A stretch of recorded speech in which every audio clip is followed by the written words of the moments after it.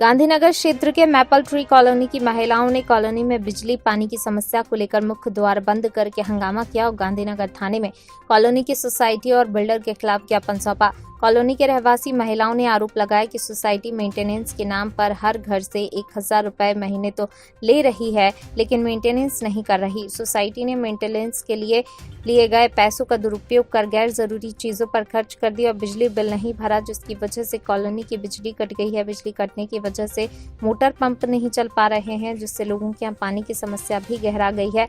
रहवासियों का बिल्डर पर भी आरोप है कि बिल्डर ने फ्लैट बेचते समय ही 75,000 रुपए प्रति फ्लैट मेंटेनेंस के नाम पर लिए थे, लेकिन अभी तक कॉलोनी की सोसाइटी के हैंडओवर नहीं किया, साथ ही मेंटेनेंस भी नहीं किया। इसलिए सोसाइटी को अलग से प्रति फ्लैट 1000 रुपए महीने देने पड़ रहे हैं, लेकिन सोसाइटी भी बिल्डर से मिल गई है और रहवासियों के पैसे का दुरुपयोग बिल्डर के बिल भरने में कर रही है, न कि कॉलोनी के जरूरी बिल भरने में। इन सब को लेकर कॉलोनी की महिलाओं ने गांधीनगर थाने में पहुंचकर ज्ञापन सौंपकर बिल्डर और सोसाइटी से भुगतान करवाने और समस्या का समाधान करवाने की मांग की है। झाड़ू पोछा ज्यादा अभी होना शुरू हुआ। इनको जब पैसे चाहिए होते हैं पीने तक का पानी तभी हमारी हमेशा लाइट और पानी दोनों छोटे बच्चे हैं जिनके घरों में 4 साल यही नहीं बताते हम क्यों बंद कर रहे हैं, किस लिए कर रहे हैं। नहीं, बस लाइट पानी बंद कर दिया। क्यों? हम क्या पैसे देंगे तो हम उसका हिसाब नहीं लेंगे? हमें हिसाब चाहिए उसका। जो हमने 75,000 बिल्डर को दिए उसका क्या हिसाब है? ये गर्मी का मौसम है, आरओ में पानी डायरेक्ट ऊपर टैंकी से भरता है। अभी पानी पीने के लिए नहीं है घरों में। छोटे छोटे बच्चे हैं, कैसे सर्वाइव करेंगे अगर आपने पानी बंद कर रखा है तो? जी, आपका नाम? मैं जयंत कुमार कनौजिया। जी, आपकी मेपल ट्री का जो मामला आया है, क्या है वो मामला? हाँ, वास्तव में देखा जाए तो ये जो मैपल ट्री का जो इशू है, जहाँ की बिजली पानी आए दिन मतलब काट दी जाती है, रहवासियों को इसकी कोई जानकारी भी नहीं दी जाती है। इसका मुख्य मुद्दा असल में क्या है कि ये कॉलोनी 2010 में चालू हुई और 2014 से लोगों ने यहाँ पर रहना चालू किया। 2015-16 तक तो बिल्डर इसको बहुत अच्छे से, जब तक उसका फ्लैट्स बिक रहे थे तब तक काफ़ी अच्छा वो किया। और फिर एक जो मुख्य बिल्डर है यहाँ पर अरविंद अग्रवाल, उन्होंने अनमोल कंस्ट्रक्शन को अपना ये प्रोजेक्ट हैंडओवर कर दिया और अभी भी वो कैंपस हमारा पूरी तरीके से निर्माणाधीन है। इसके बावजूद भी 2018 में एक यहाँ बिल्डर का एक मतलब जो कर्मचारी है उसका अध्यक्ष बनाते हुए 2018 में यहाँ पर एक कोऑपरेटिव सोसाइटी निर्माण कर दिया। और चूंकि वो बिल्डर का व्यक्ति है, 2018 से लेके अभी तक उस सोसाइटी को बिल्डर ने कैंपस को हैंड ओवर नहीं किया है, ऐसा सोसाइटी के लोगों का कहना है। जब सोसाइटी के लोगों से बात होती है तो सोसाइटी ये कहती है कि बिल्डर हमें हैंड ओवर नहीं कर रहा है।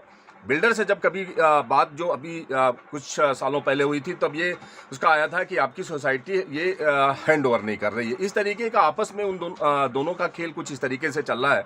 बिल्डर ने यहाँ के रहवासियों से, लगभग सभी रहवासियों से एक मुफ्त 75,000 रुपए की मेंटेनेंस की राशि ली हुई है, जिसके साक्ष्य भी हम लोगों के पास में, रहवासियों के पास में उपलब्ध है।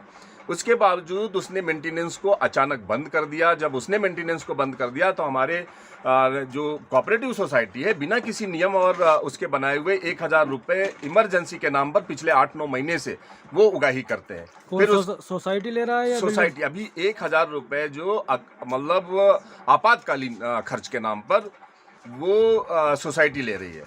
और उसको लेने के बाद में भी जो मेंटेनेंस वहाँ होना चाहिए वो बिल्कुल नकारात्मक है, जबकि वहाँ पर बिल्डर के लिए बिजली भी उपलब्ध है, पानी भी उपलब्ध है, उसका जो निर्माणाधीन काम है वो सतत जारी है, जिसको लेके हमारी सोसाइटी के पदाधिकारी कुछ भी करने के लिए शांत हैं, मौन हैं। इससे पूरी तरीके से स्पष्ट होता है कि बिल्डर और सोसाइटी आपस में मिले हुए हैं।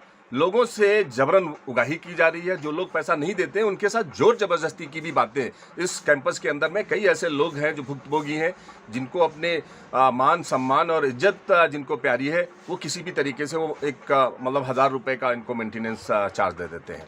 जब तो आपके साथ इतनी असुविधाएं हो रही हैं, ये बिल्डर या सोसाइटी इतना कर रहा है, तो आपने कानून की इसमें मदद ली क्या? हाँ, देखिए, इसमें जो कानूनी मदद है, एक्चुअली जब कोऑपरेटिव सोसाइटी किसी कैंपस के अंदर बन जाती है तो वो सोसाइटी ही उस सब के काम के लिए जिम्मेदार होती है। और इसके लिए हम लोगों से भी आपातकालीन खर्चों के लिए अगस्त महीने में 1-1 हज़ार रुपए सभी रहवासियों से लिए गए और लगभग इस समय 450 रहवासी यहाँ पर इस कैंपस के अंदर रह रहे हैं। उससे कानूनी लड़ाई लड़ने के लिए, कानूनी सहारा लेने के लिए ये पैसे की व्यवस्था की गई थी। और साथ ही साथ पुलिस थाने में भी हम लोगों ने कलेक्टर महोदय को भी उसकी प्रति, जैसा हमारी सोसाइटी कह रही है कि सबको उन्होंने ज्ञापन दिया था, सबको उन्होंने ये सब दिया था, लेकिन उसके बाद में कोई कार्रवाई हमारी सोसाइटी के स्तर से नहीं हुई। हम सब भी जानते हैं कि अगर हमें कोई समस्या होती है तो हमें इन कार्यालयों में जाके और अपने मुद्दे को प्रभावी तरीके से रखना होता है, सच्चाई रखनी होती है। ऐसा कुछ नहीं हुआ। ऐसा अगर कुछ होता तो कार्रवाई, मेरा ऐसा मानना है, प्रशासन जरूर इस पर कार्रवाई करता। कम से कम जो बिल्डर का अभी भी काम निर्माणाधीन है वहां पर, उसको अगर रोक दिया जाता तो शायद इस समस्या का समाधान हम लोगों को आसानी से मिल सकता। आपकी जो कॉलोनी है मेपल ट्री, वो कितने मंजिला बिल्डिंगें बनी हुई हैं? देखिए, ये 6 मंजिला बिल्डिंग है और यहाँ पर जो अभी तक मेरे पास में जो जानकारी है 618 फ्लैट्स यहाँ पर हैं। और उनमें से अभी कुछ 1-2 बिल्डिंग ऐसी भी हैं, मतलब ये कहें करीब 70-80 फ्लैट्स ऐसे हैं जो पूरी तरीके से निर्माण नहीं हो पाए हैं, जिनका निर्माण कार्य वहाँ पर चल रहा है। और ये पहली मेरी कॉलोनी है कि जब बिल्डर ने यहाँ पर सोसाइटी तो बना दी और उसके काम अभी भी पूरे नहीं हुए हैं। हमें तो ये भी समझ में बड़ा मुश्किल हो रहा है कि जब तक काम पूरा नहीं हो गया तब तक की सोसाइटी को बनाने का औचित्य क्या था, क्योंकि जब तक कार्य निर्माणाधीन रहता है, जो नियम है, सरकार के भी नियम है, तब तक जो मेंटेनेंस का काम है वो किसी भी कैंपस के अंदर बिल्डर के ही द्वारा उठाया जाता है, क्योंकि संसाधनों का सबसे ज़्यादा उपयोग भी बिल्डर ही करता है। और आज भी हमारे यहाँ भी स्थिति है, बिजली का सबसे ज़्यादा उपयोग बिल्डर के द्वारा किया जा रहा है, पानी का सबसे ज़्यादा उपयोग बिल्डर के द्वारा किया जा रहा है। वहाँ जो निर्मित सड़कें हैं उन सब का उपयोग भी बिल्डर के द्वारा, उसका मटेरियल आ रहा है, उसके मजदूर वहाँ पे रहते हैं, मजदूर उसकी गंदगी भी करते हैं। इस तरीके की चीज़ें, बड़ी अव्यवस्थाएं रहवासियों के साथ में है। और आपने देखा होगा कि अभी जो यहाँ इस कैंपस की महिलाएं जो निकल के सड़क पे आई और थाने तक पहुंची, ये उनका आक्रोश है, ये एक दिन का नहीं है, ये पिछले 4-5 सालों का उनका आक्रोश है कि जब मर्जी आए तब लाइट काट दो, जब मर्जी आए तब आप पानी काट दो, क्योंकि इसमें सबसे ज़्यादा जो असुविधा होती है वो महिलाओं को ही होती है और बच्चों को होती है। और ख़ासतौर से वो बड़े बुजुर्ग, अब लिफ्ट चालू नहीं है, कोई 6 माले पे रहता है और अगर कोई बीमार पड़ जाए ऐसी स्थिति में तो इसके लिए कौन जिम्मेदार होगा। तो ऐसी जो परिस्थितियां जो निर्मित हैं, 18 से लेके अभी तक हमारी सोसाइटी ने भी कोई नियम कायदे कानून नहीं बनाए, ना बिल्डर पर कोई सार्थक कार्रवाई बिल्डर के ऊपर नहीं की गई। तो बिल्डर के खिलाफ कहीं आपने विभागीय कार्रवाई की मांग की है कहीं? देखिए, ये आम, मैंने कहा ना, ये उत्तरदायित्व हमारी सोसाइटी का है। सबसे पहले जब सोसाइटी भी कुछ नहीं कर रही है तब हम लोग और हमारे घरों की जो महिलाएं हैं वो सड़क पे उतर के आई, दोनों के खिलाफ, बिल्डर के भी खिलाफ और सोसाइटी के खिलाफ। अब जब हमें ये आभास हो गया है, हमारे रहवासियों को यहाँ के, जब इस बात का आभास हो गया कि ये बिल्डर और हमारी जो सोसाइटी है ये सब आपस में मिले हुए लोग हैं, तब मजबूरन एक तरीके से कहें कि सड़कों पे बाहर निकले।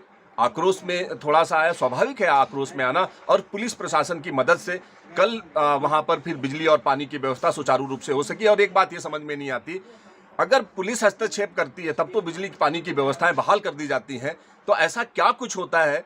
क्या मुझे नहीं लगता है कि कोई हमारा जिला प्रशासन ने उन्हें कोई राशि उपलब्ध करा दी होगी जिससे कि बिजली और पानी सुचारू हो गया होगा। सारी चीज़ें खेल खेला जाता है, सब परेशान इसलिए किया जाता है कि ज़बरदस्ती जो उगाही का काम वहाँ पर खेल चल रहा है वो इस तरीके से चलता रहे।